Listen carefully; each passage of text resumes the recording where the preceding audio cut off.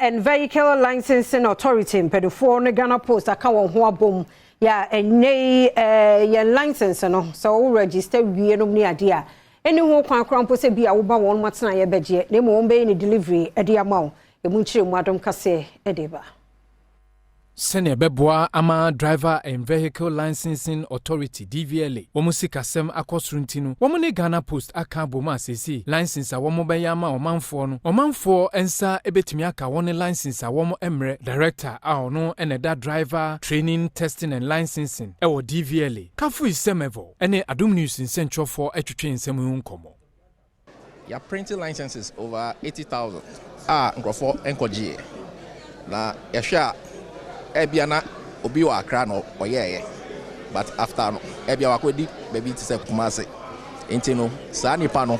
ye pese ye di license no ekoma no but optional ye frɛ na se wo se ye mfam brewa na ye di be brew third say wo yue licenses wo yue license process na ho hia se wo be san aba DVLA bi se saa opportunity we wo ho a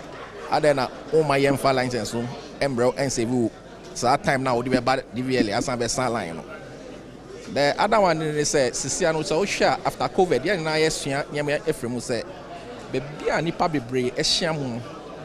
enye safe my enti no ya ni say ya the service we so be the congested offices across the country. Managing Director no neda Ghana Post ano by Sosekufo enso ne Adom News nsentro for etwetwe nkomo no say no kire ni nsem be ma won kwa dia de ubeja your address digital address and wada Roma Ghana ha obia on the digital address enti wo kan digital address make up na bo me de GE 971221 and obia on there enti uja wo digital address na watua sika kakra bi 30 Ghana cedis